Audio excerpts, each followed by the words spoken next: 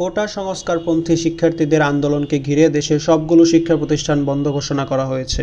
বাদ যায়নি পাবলিক বিশ্ববিদ্যালয়গুলোও। বাংলাদেশ বিশ্ববিদ্যালয় মঞ্জুরি কমিশনের ইউজিসি নির্দেশনার পর বিশ্ববিদ্যালয়গুলো থেকে আসতে থাকে একের পর এক বন্ধের বিজ্ঞপ্তি। যে আন্দোলন নিয়ে এত উত্তেজনা, হতাহত ও ক্ষয়ক্ষতি, আপিল বিভাগের রায়ে সে আন্দোলন দেরিতে হলেও এখন অনেকটাই সফল। তবে আন্দোলনের সফলতা আসলেও আন্দোলনকে ঘিরে সহিংসতায় বন্ধ হওয়া দেশের বিশ্ববিদ্যালয়গুলো এখনও বন্ধই রয়েছে। বিশ্ববিদ্যালয়গুলোর উপাচার্যরা বলেন, কোটা আন্দোলনে ক্যাম্পাসে ক্যাম্পাসে ব্যাপক সহিংসতা হয়েছে। এতে বিশ্ববিদ্যালয়গুলোর আবাসিক হলসহ বিভিন্ন গুরুত্বপূর্ণ স্থাপনার ক্ষতিসাধন হয়েছে। এগুলো আগে সংস্কার করতে হবে। শিক্ষার্থীদের নিরাপত্তা নিশ্চিত করতে হবে। এই বিষয়গুলো নিশ্চিত করার পর বিশ্ববিদ্যালয়গুলো খুলে দেওয়ার মতো পরিবেশ তৈরি হলে উপাচার্যরা এ বিষয়ে সিদ্ধান্ত নেবেন। তবে এতে কী পরিমাণ সময় লাগতে পারে তা কেউই নিশ্চিত নন। আপাতত ক্ষয়ক্ষতির পরিমাপের চেষ্টা চলছে। ক্ষয়ক্ষতি চিহ্নিত করা গেলে তা ইউজিসির কাছে আর্থিক বরাদ্দের আবেদন করবেন। শুক্রবার ২৬ জুলাই ঢাকা বিশ্ববিদ্যালয়ের রোকেয়া হল এবং স্যার এ.এফ রহমান হল পরিদর্শন করেন উপাচার্য অধ্যাপক ডক্টর এ.এস.এম মাকসুদ কামাল। পরিদর্শন শেষে তিনি বলেন, বিশ্ববিদ্যালয়ের বিভিন্ন হলে প্রায় ৩০০টি কক্ষ ভাঙচুর করা হয়েছে। বিশ্ববিদ্যালয় প্রশাসন ইতিমধ্যে ক্ষতিগ্রস্ত হলগুলোর ক্ষয়ক্ষতির পরিমাণ নিরূপণ করেছে। বিশ্ববিদ্যালয় মঞ্জুরি কমিশনের নিকট হতে আর্থিক বরাদ্দ পাওয়া সাপেক্ষে প্রয়োজনীয় প্রক্রিয়া সম্পন্নের মাধ্যমে হলগুলো সংস্কার করে বিশ্ববিদ্যালয়ের নিয়মিত শিক্ষা কার্যক্রম চালু করা হবে।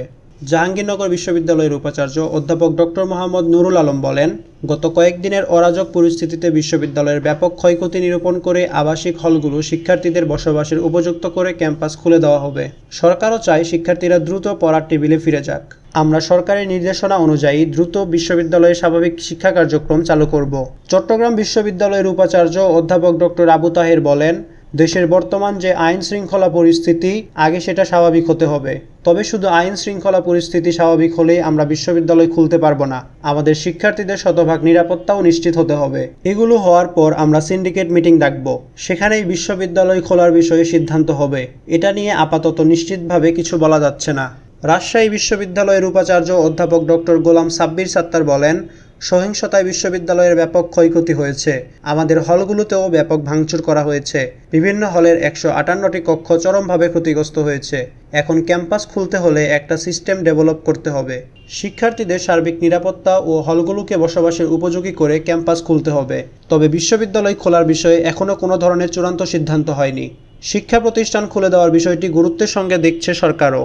শিক্ষার্থীদের শতভাগ নিরাপত্তা নিশ্চিত করেই শিক্ষা প্রতিষ্ঠান খোলা হবে বলে জানিয়েছেন শিক্ষামন্ত্রী মহিবুল হাসান চৌধুরী। তিনি বলেন, আমরা শিক্ষার্থীদের শতভাগ নিরাপত্তা নিশ্চিত করা ছাড়া শিক্ষা প্রতিষ্ঠান খোলার কথা এই মুহূর্তে বিবেচনা করতে পারছি না। ইউজিসি সচিব ডক্টর ফেরদৌস জামান বলেন, দেশের সংকটময় পরিস্থিতিতে সরকারের নির্দেশনার ভিত্তিতে ইউজিসি বিশ্ববিদ্যালয়গুলোকে বন্ধের চিঠি দিয়েছিল। আন্দোলন চলাকালে শিক্ষার্থীদের জানমালের নিরাপত্তার স্বার্থে দায়িত্বশীলতার জায়গা থেকে ইউজিসি সে সময় এ পদক্ষেপ নিয়েছিল। এখন আসলে বিশ্ববিদ্যালয়গুলো বন্ধ বা খোলার সিদ্ধান্ত একান্তই তাদের প্রশাসনিক সিদ্ধান্ত। আন্দোলন চলাকালে ক্যাম্পাসগুলোতে ব্যাপক ক্ষয়ক্ষতি হয়েছে। এগুলো আগে সংস্কার করতে হবে। বিশ্ববিদ্যালয়গুলোর পক্ষ থেকে এ বিষয়ে আমাদের সঙ্গে যোগাযোগ করা হচ্ছে। সংস্কারে আর্থিক বরাদ্দেরও ব্যাপার আছে।